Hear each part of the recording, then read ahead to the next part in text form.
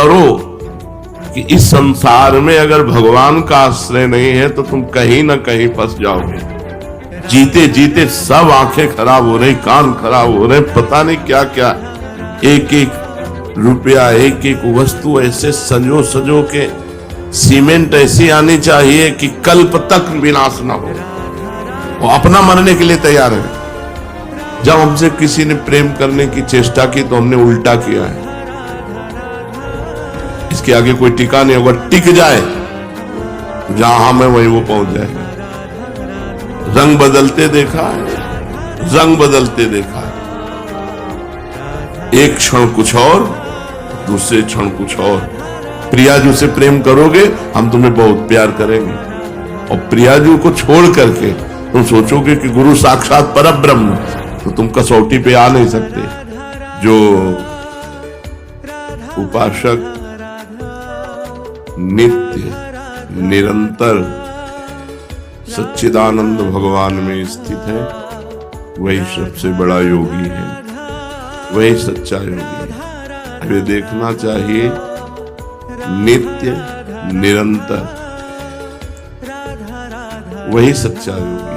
तेषाम सतत युक्ता नाम भजताम प्रीति पूर्वकम ददामि बुद्धि योगम तम येन माम उपयान्ति। इसके आगे कुछ नहीं।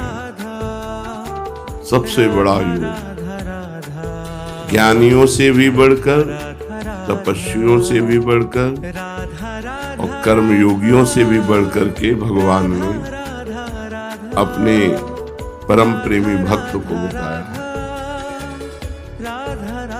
हर समय भगवान का चिंतन, संसार का चिंतन असहनीय हो जाए, संसार का चिंतन अच्छा न लगे, हर समय नाम जप चल रहा है, भगवान की रूप का चिंतन, भगवान की लीलाओं का चिंतन। सच्चा योग है जीव का नित्य सत्य सच्चिदानंद रूप भगवान से नित्य जुड़े रहना। योग माने तो जुड़ना, हर समय भगवान से जुड़े रहना। तो ये संसार असत्य है, क्षणभंगुर है, क्या ये ठीक है? हाँ, भूत काल, वर्तमान काल और भविष्य काल, तीनों कालों में इसकी सत्ता नहीं संसार की, ये स्वाप्निक है, इसलिए पूर्ण सत्य है। इसमें कुछ सार बात नहीं है। जैसे भूसी में कोई सार बात नहीं होती, ऐसे ये जो आप देख रहे हो नाना प्रकार की भोग विलासता, जैसे आपने स्वप्न में देखा तो जगह तो सार बात क्या मिली? कुछ नहीं। मरोगे तो तुम्हारे पास क्या जाएगा? अब जैसे बड़ी बड़ी बिल्डिंगें, मोटर, कार, रुपया, पैसा, वैसे स्वाप्निक है, इसमें कोई सत्य थोड़ी है। अभी शरीर छूट गया तो क्या लेके जाओगे? कुछ नहीं। यही बात जब समझ में आती है तो भगवान शिव कह रहे हैं, उमा कहूं मैं अनुभव अपना। भगवान शिव अपना अनुभव बता रहे। सत हरि भजन जगत सब सपना। सत्य है जितना भजन कर लो। बड़े भाग्य हैं कि आप भजन मार्ग में हैं, नहीं तो संसार मार्ग में बस उन्हीं भोगों का चिंतन, रुपया का चिंतन, परिवार का चिंतन, राग द्वेष का चिंतन, हर समय व्यर्थ समय नष्ट करना। संसार का चिंतन, व्यर्थ समय नष्ट करना, यह असत्य है, इसमें कुछ भी सत्य नहीं। इसलिए कभी उत्साह नहीं होता विवेकी जनों को, ज्ञानी जनों को, भक्त जनों को। कुछ भी मिल जाए सब छूटने वाला है यार। अभी शरीर छूट जाए तो सब छूटने वाला है, कुछ उत्साह नहीं। हाँ, ये वादा हो कि तुम मरोगे नहीं, तो भाई चलो मरेंगे नहीं, स्थायी घर बन गया बढ़िया। अब घर बन के पुत के तैयार हुआ और प्रवेश उनका हुआ ही नहीं, घर यही पड़ा रहा। ये बड़ा झूठा है। उमा कहूं मैं अनुभव अपना, सत हरि भजन जगत सब सपना। वही विवेकी है जो भजन कर ले जाए। नहीं आकर्षण या इतने में ही संतोष कर लेते कि बढ़िया खाने पीने को मिल रहा है, मौत से जिंदगी कट रही है। नहीं, जिंदगी काटने नहीं आए, हम जिंदगी में कुछ करने आए हैं। क्या करने आए हैं? उन्नति। कौन सी उन्नति? जो परिणाम में उन्नति हो। मान लो आप यहाँ बहुत बड़े पद पर चले गए, मृत्यु हो गई तो पद भी गया। हमको वो बात पकड़नी है जो मृत्यु के बाद हमें मिले। मृत्यु के पहले तो सब झूठा है। शरीर छूटने में सब छूट जाएगा तो सब झूठा है। मृत्यु के बाद आपका कर्म आपके साथ है। अच्छा कर्म, बुरा कर्म या भजन। भजन करो तो अच्छा बुरा दोनों को मिटाकर भगवान की प्राप्ति हो गई। तो कम से कम हमसे बुरा कर्म तो न बने। तो इसके लिए हमें बुद्धि चाहिए, और बुद्धि बिना भजन के शुद्ध होती नहीं। इसलिए बड़ा कलह मचा है। जब संसार का हमें कुछ दर्शन होता है तो लगता है ऐसा संसार है, थोड़ी थोड़ी बात के लिए। दूसरा पुरुष मिल गया, पत्नी ने अपने पति को जहर खवा दिया बड़ी चालाकी से। अगर भजन नहीं है तो बुद्धि शुद्ध नहीं है। बुद्धि जब तक भगवान के चरणों का चिंतन नहीं होगा तब तक ये नष्ट करती रहेगी। अगर भगवान का भजन नहीं है तो आप गृहस्थी में भी प्रेम पूर्वक नहीं रह सकते। वासना ही तो है। जब अपने पति में संतुष्टता नहीं तो विश्व में संतुष्टता नहीं होगी, चाहे जितना पाप कर ले। जब अपनी पत्नी में संतुष्टता नहीं तो विश्व में चाहे जितनी स्त्रियों के साथ वो सब पाप कर। तो बुद्धि शुद्ध करने के लिए अगर नाम जब सत्संग है तो बुद्धि शुद्ध हो जाएगी, नहीं तो घोर अशुद्ध होती चली जाएगी। और अशुद्ध बुद्धि ऐसी जगह फंसा देगी जहां लाभ। भजन के बिना राक्षसी भाव पर शासन नहीं हो सकता, और राक्षसी भाव सबके अंदर है। सुमति कुमति सबके उर रहे। सबके हृदय में सुमति है और कुमति है। सुंदर बुद्धि है और असुंदर बुद्धि, राक्षसी बुद्धि है। यदि हम सत्संग सुनेंगे, नाम जप करेंगे तो सुंदर बुद्धि की वृद्धि होगी, और वो हमको अनुभव कराएगी कि संसार में सब कुछ झूठा है। फाइनल में देखो तो सब कुछ झूठा है, लेकिन कोई मानने के लिए तैयार नहीं कि झूठा है। एक एक रुपया, एक एक वस्तु ऐसे सजो सजो के, सीमेंट ऐसी आनी चाहिए कि कल्प तक विनाश ना हो। वो अपना मरने के लिए तैयार है, उनका कुछ पता नहीं कब। बड़ा संसार में क्लेश ही क्लेश है। आप लोग बचे हुए हो, धाम में हो ना, इसलिए असत संसार में भजन बहुत आवश्यक है, बिल्कुल आवश्यक है। जैसे जीने के लिए श्वास आवश्यक है, ऐसे जीवन बिताने के लिए भजन आवश्यक है। यदि भजन नहीं तो बुद्धि कहीं भी बिगड़ जाएगी और फंसा देगी। ब्राह्मी स्थिति में कब रहना चाहिए? अरे हर समय रहना चाहिए, क्योंकि कभी भी मृत्यु हो सकती है। ब्राह्मी स्थिति उसे कहते हैं मैं शरीर नहीं हूं, मैं भगवान का जो स्वरूप हूं, अपने स्वरूप में स्थित रहना, न तन से न मन से किसी से कोई मतलब नहीं। भक्ति में उसी को जब भागवती की स्थिति कहते हैं, वो भगवान के चिंतन में, हर समय भगवान के चिंतन में रहना चाहिए। नहीं धोखा है, कब मर जाए कुछ पता नहीं। एक गाय को इधर बांध दिया रोड के किनारे, और उसका गोबर उठा रही थी। एक ट्रक आया, आराम से अपने बच्चे को लिए जा रही, गाड़ी बहकी हुई आई। कब कहां क्या हो जाए कुछ पता नहीं, कब कहां क्या हो जाए। इसलिए हर समय राधा राधा राधा राधा। ब्राह्मी स्थिति में नहीं हो तो भाव में, नाम में, स्थिति में तो रहा जा सकता है। डरो इस बात से कि तुम्हें मरना है, और मरना है। अगर भजन नहीं हुआ तो देखो जीवों के साथ कैसा व्यवहार कर रहे हैं। बकरा, मुर्गा, गाय, भैंस, ऊंट, कुत्ता, कुछ नहीं बच रहा इन राक्षसों के आगे। ऐसी राक्षसी बुद्धि बन गई है, कुछ नहीं। धीरे धीरे अपने देश में सब बाहरी हवाएं आ रही। अब बताओ, अगर हम बकरा बन गए और जिंदा जलाया जाता है, स्वादिष्ट मांस बनाने के लिए पैर ऊपर बांध दिए गए, नीचे से आग लगा दी गई, वो तड़प तड़प के मरता है। बनना है बकरा, चुपचाप भजन करोगे, बकरा बकरी बनोगे। बहुत बहुत दुर्दशा है। हम कभी कभी एकांत में इस बात से कि अरे लोग जान क्यों नहीं रहे कि किस लिए आए, अरे भजन कर ले, नहीं अगला जो होने वाला है उसमें आप कुछ नहीं कर सकते। जैसे पशु पक्षी अन्य योनियों में गए, कुछ नहीं कर सकते। कबूतर चुन रहा है, बिल्ली दौड़ के आई, पकड़ा, एक एक पंख उखाड़ के छील के खा गया। कितना भयानक पीड़ा होती है मृत्यु के समय।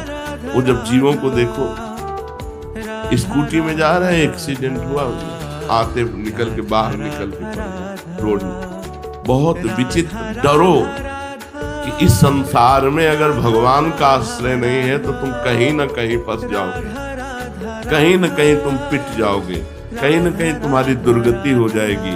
इसलिए हर समय नाम जप करते रहो। ये दैवी संपदा और आसुरी संपदा कहाँ रहती है?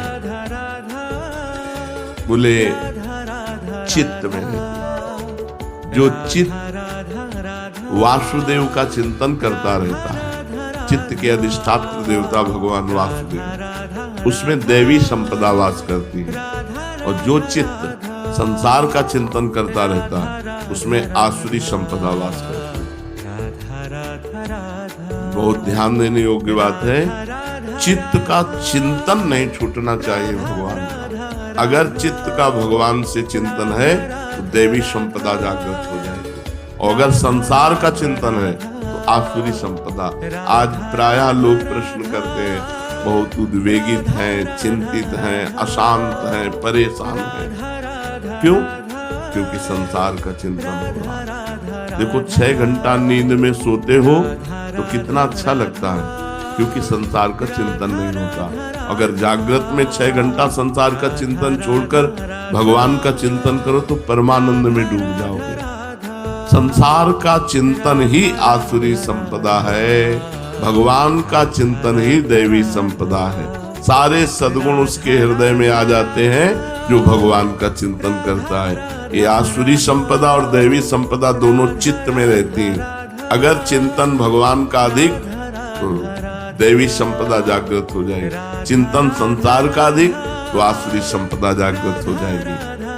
बंधन और मोक्ष क्या है? संसार के प्राणी पदार्थों का चिंतन करना ही बंधन है और भगवान का चिंतन करना मोक्ष है। तुम भजन कर रहे हो, अभी मुक्त हो, हर समय भजन करो। लोग शरीर सुख के लिए परेशान हैं, और शरीर का सुख त्यागने से आनंद प्राप्त होता है, और शरीर सुख में आनंद प्राप्त करना चाहते, बस यही परेशानी है। जीते जीते सब आंखें खराब हो रही, कान खराब हो रहे, पता नहीं क्या क्या। अब तो बड़ी विचित्र समस्याएं हैं।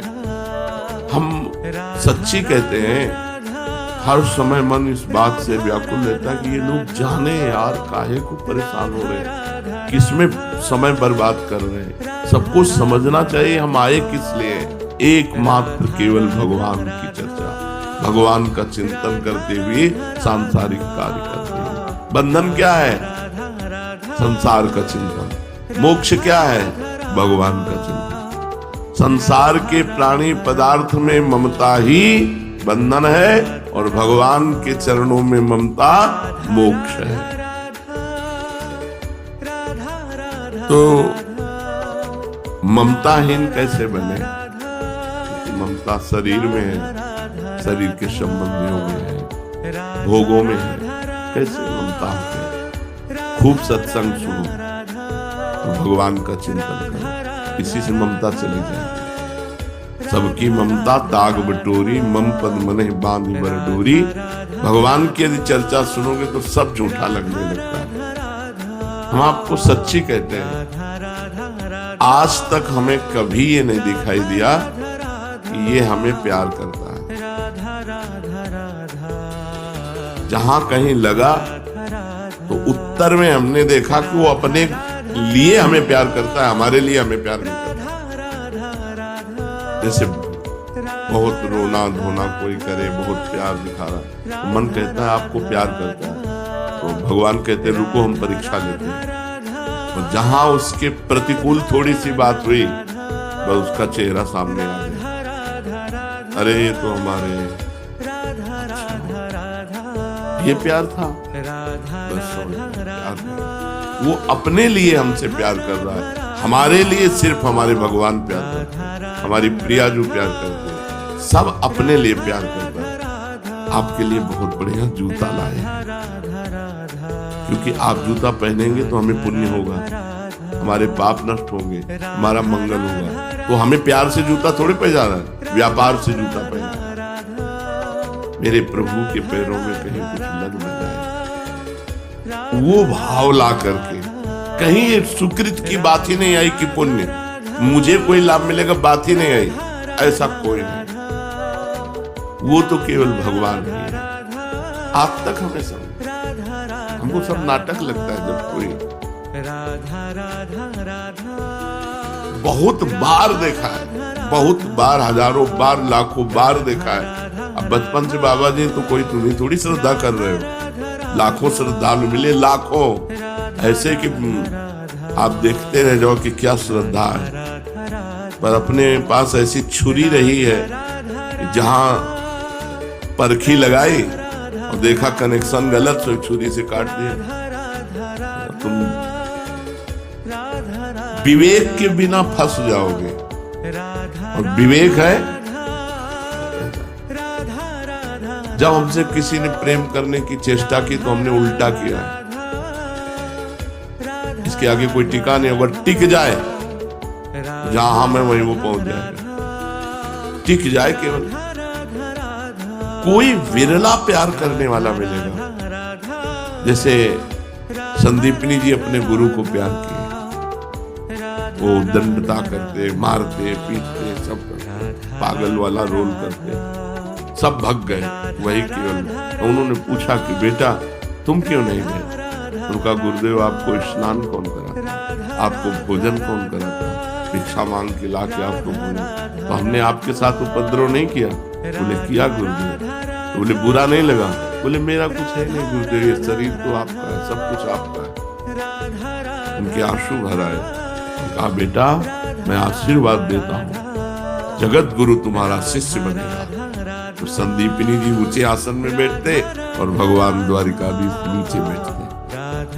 भगवान श्री कृष्ण उनके शिष्य हुए। ममता गुरु चरणों में या इष्ट में जब खूब सत्संग सुनोगे, खूब नाम जप करोगे और भगवान से प्रार्थना करो कि हमारी ममता को आप घसीट लीजिए, अपने चरणों में लगा लीजिए। ये ममता ही तो जहर है। इन सब संबंधों में ये आसक्ति ममता ही जहर है।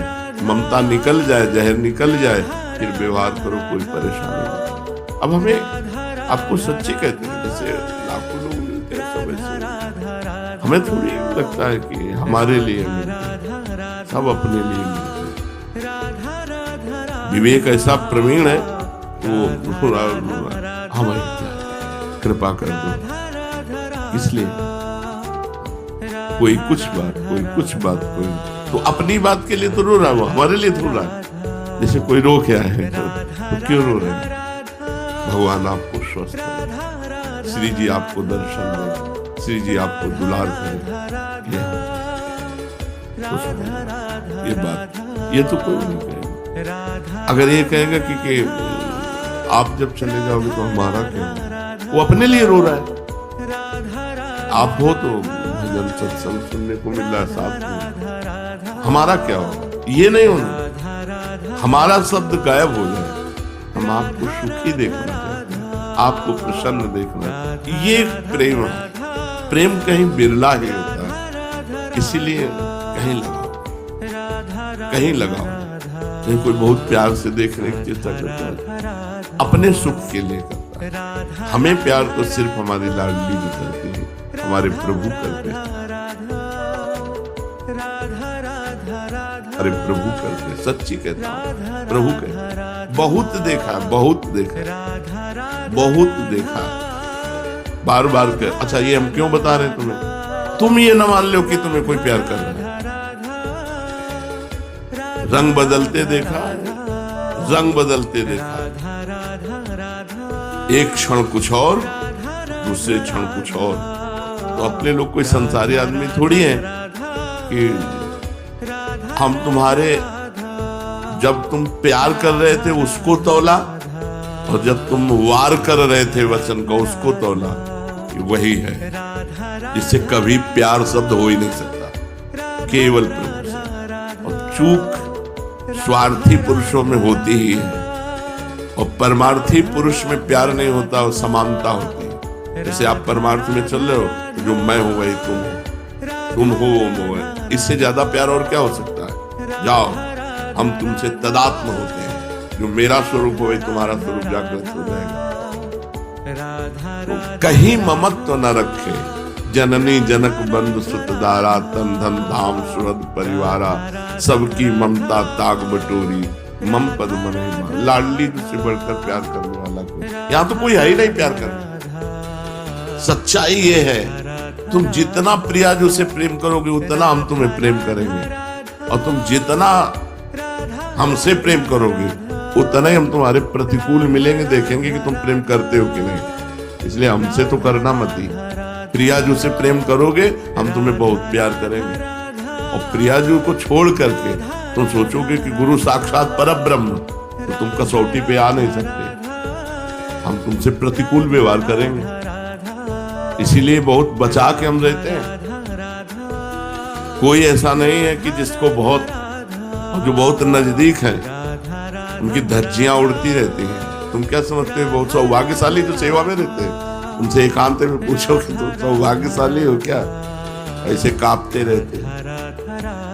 ममता कहीं नहीं रखनी प्यारी। बस ये सत्संग की सार बातें इस समय हुआ करती हैं। ममता कहीं नहीं रखनी, सब में भगवान का भाव रखकर। केवल नाटक है, यहाँ कोई प्यार नहीं करता, कोई प्यार नहीं करता।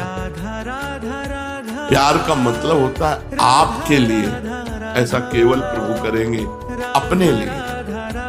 आप मेरे अनुकूल हैं इसलिए मैं आप, और प्रतिकूल जब हो, बहुत तरह की प्रतिकूलता होती है। आप हमें खूब सेवा कर रहे हैं, हम इनको माला पहना रहे हैं, इनकी तरफ देख रहे हैं, इनको दुलार कर रहे हैं, और तुमको धकार है, फिर भी आपका प्यार है। हम तो आपसे प्यार करते हैं, हमारे साथ क्या व्यवहार करते हो हमको इससे थोड़ी लेना देना, हम आपसे प्यार करते। ये केवल भगवान और भगवान के प्रेमी भक्तों में बात मिलेगी, अन्यथा नहीं। इसलिए अपने जीवन में किसी से प्यार न करे, किसी से ममता न करे, नहीं तो हम संसार में फंस जाएंगे। हिरन में ममता कर ली, प्यार कर लिया, तो अगला जन्म हिरन का हुआ। निरपेक्ष रहने, और यहाँ कोई प्यार नहीं करता। बार बार इसलिए कह रहा हूं कि हमको लगता है हमें कोई प्यार करे, हमें लगता है कोई हमें प्यार करे, तो इस धोखे में न रहना कि यहाँ कोई तुम्हें प्यार करेगा, तुम्हारा शोषण करेगा, तुम्हें भ्रष्ट करेगा, तुम्हें श्री जी से हटा देगा। श्री जी से जोड़ने वाला प्यार तो केवल इष्ट और गुरु का होता है। मोक्ष में और भगवत प्रेम में क्या अंतर है? वैसे तत्वता तो कोई खास अंतर नहीं है, पर अंतर रहता है। एक तरंग समुद्र में मिल गई, ये हुआ मोक्ष। जैसे दो चीटा चीनी के बोरे में लगे थे, चीनी कढ़ाई में पलटाई गई तो एक चीटा चीनी के साथ चीनी बन गया, यह है मोक्ष। और दूसरा चीटा बोरे के बाहर लगा हुआ उसका स्वाद ले रहा चीनी का। तो इसे सही माने में कौन से चीटे का सौभाग्य माना जाए? जो स्वाद ले रहा है, जो चीनी बन गया वो तो चीनी बनी गया। इसीलिए यहाँ कहते हैं कि रसाद्वैत है, एक ज्ञानाद्वैत होकर ब्रह्ममय हो गया और दूसरा रसाद्वैत होकर रस का स्वाद लेता रहता है। इसलिए मोक्ष को भी प्रेमी जनों ने ठुकरा दिया है। मोक्ष का मतलब है समुद्र की तरंग, तरंग नाम हट गया, वो समुद्र हो गया, अगाध समुद्र। तभी हम ब्रह्मास्मि। लेकिन भक्तजन अद्वैत रहते हैं। कैसे अद्वैत रहते हैं? अपनी ही उस दिना रही एक रहे हो नंदलाल, पर वो स्वाद लेते हुए वो नंदनंदन नहीं बन जाते। उनकी दृष्टि में, उनके भाव में, उनके चिंतन में केवल प्रभु है। अपना अस्तित्व ही गायब हो गया, अपना चिंतन ही गायब होगा, केवल प्रभु। मुक्ति किसे कहते हैं? दुख, क्लेश, बंधन, ममता, आसक्ति, अज्ञान सबका अभाव हो गया, अखंड से मोक्ष कहते हैं। अज्ञान किसे कहते हैं? माया के जितने कार्य हैं सब अज्ञान में है। सृष्टि, पालन, संहार, इसी में सब कुछ, ये सब अज्ञान में हो रहा है। ज्ञान में न जन्म है न मरण है, ये सब स्वाप्निक है। इस सृष्टि का सृजन भी स्वाप्निक है और सृष्टि का पालन भी स्वाप्निक है और सृष्टि का लय भी स्वाप्निक है। अगर ज्ञान दृष्टि से देखा जाए तो ये एक सिनेमा है, जगन नाटक वैभवा। जगत रूपी नाटक पर्दे पर वो परब्रह्म परमात्मा जादूगर अनंत रूपों में प्रकाशित होकर खेल कर रहा है, अपने आप का सृजन करता है, अपने आप का पालन करता है, अपने आप का लय करता है। ये जो प्रभु के सिवा और कुछ दिखाई दे रहा है, ये सब झूठा है। इसी को जो जान गया उसे मोक्ष कहते हैं। संपूर्ण ज्ञान का नाश हो जाना ही मोक्ष पदवी है। सच्चा भक्त कौन है? जिसकी भोग वासना नष्ट हो गई है। शरीर भोग, खान पान, नाना प्रकार की भोग वासना, प्रारब्ध अनुसार शास्त्र के सम्मत जो शरीर निर्वाह के लिए खान पान वस्त्र मिल गया, उसकी चाह नहीं है। भोगों की चाह का नाश हो जाना ही सच्चे भक्त का स्वरूप है। जाहि न चाही कबहु कछु, तुम सन सहज सने। जिसे कभी कुछ नहीं चाहिए वही सच्चा भक्त है। विवेक किसे कहते हैं? जो संसार का और भगवान का ज्ञान करा दे, सत असत का जो निर्णय कर दे, उसे विवेक कहते हैं। भगवान ही अपने, संसार सब स्वाप्निक है, ये अंदर बात बैठ जाना विवेक है। संसार प्रपंच सब मिथ्या, भगवान, भगवान का नाम, भगवान का रूप, भगवान का धाम, भगवान की लीला, ये सत्य। ये बात हृदय में बैठ जाए तो विवेक, ये हृदय में बैठ जाए। सब जब झूठा है तो इतना विवेक प्रवीण होता है, वो कहे ये बहुत बढ़िया बन रहा, तो मर जाएंगे तो लाद के ले जाएंगे क्या? वैराग्य काटता रहता है, विवेक काटता रहता है। जो भगवान से जोड़े और संसार से हटाए, उसी का नाम विवेक है। और ये विवेक बड़ी कृपा से प्राप्त होता है। भगवान जब कृपा करते हैं तब ये विवेक प्राप्त होता है। क्या होगा? हम अभी से आप 5 मिनट खा लेते हैं, फिर क्या होगा? फिर वही शांति। हम 5 मिनट भोग लेते हैं, फिर वही शांति। होगा क्या? परिणाम क्या होगा? इसलिए भोगना ही नहीं, इसलिए खाना ही नहीं। जो प्रारब्ध अवस्था शरीर पोषण के लिए बस वैसे निरपेक्ष होकर डाल दे, हर समय नाम जप। विवेक जब जागृत हो जाएगा तो कहीं अच्छापन नहीं रह जाएगा। बुद्धि को ही विवेक कहते हैं या कोई और चीज होती है? तो बोले बुद्धि जब शुद्ध हो जाती है तो उसका नाम विवेक हो जाता है। शुद्ध बुद्धि का नाम विवेक है और अशुद्ध बुद्धि का नाम अविवेक, अज्ञान है। कब हम जाने कि विवेक जागृत हो गया हमारे? जब मनुष्य एकमात्र केवल भगवान की चाह से युक्त हो जाए, क्योंकि सत्य वस्तु भगवान में, मुझे भगवान चाहिए, और उनकी प्राप्ति के लिए दौड़ पड़े, नाम जप के लिए दौड़ पड़े, नाम जप, वाणी पाठ, ठाकुर सेवा, किसी से कोई मत, तब जानना चाहिए विवेक जागृत हो गया। जब केवल भगवान की प्राप्ति के लिए विवेक बस बहुत बड़ा धन है। एक बार जागृत हो जाए विवेक, आपका काम हो गया, वो आपको फंसने नहीं देगा। ऐसी कैंची रहती है, हर समय काटता रहता है, हर समय काटता रहता है। बहुत बहुत कृपालु भगवान कृपा करते हैं तब विवेक होता, पर ये बिना सत्संग के होता नहीं। बिन सत्संग विवेक न होई, राम कृपा बिन सुलभ न सोई, होए विवेक मोह भ्रम भागा, तब सब विषय विलास विरागा। अपने आप संसार से छुटकारा मिल जाए यदि विवेक। भगवान से प्रार्थना करना चाहिए कि मुझे विवेक प्रदान करो। जब मनुष्य केवल भगवान के लिए तड़पने लगता है तब सच्चा विवेक माना जाएगा। रात दिन भजन केवल भगवान के लिए। विवेक का संरक्षण कैसे करें? अगर जागृत हो गया है तो हम अपने विवेक को बढ़ाएं और बचाएं कैसे? तो बोले दिए हुए विवेक से बुरे आचरण न होने पावे। यदि विवेक जागृत हो गया कि सब झूठा है तो होश में, ये भी बलवान है, काम क्रोध लोभ मोह मद मत्सर, झूठा कहते रहोगे वही पहुंच जाओगे। बहेलिया आएगा, जाल बिछाएगा, दाना डालेगा, चुगना नहीं। एक संत ने सिखाया पक्षियों को, वो सब पक्षी जाल में फंसे थे, वो कह रहे थे बहेलिया आएगा, जाल बिछाएगा, दाना डालेगा, चुगना नहीं। तो संत निकले, उनका मूर्खो, ये हम तुम्हें गाने के लिए नहीं सिखाया था, ये तुमको सिखाया था कि बहेलिया आएगा, जाल डालेगा। तो हम लोग ऐसे ही है, ये सब झूठा है। अवसर मिलने पर, तो बोले अवसर मिलने पर गलत आचरण ना करो तो आपका विवेक बढ़ेगा और आपका विवेक सुरक्षित रहेगा। और विवेक का सदुपयोग करो, भगवान की जितनी तरफ आगे बढ़ सको, भगवान के मार्ग में बढ़ सको।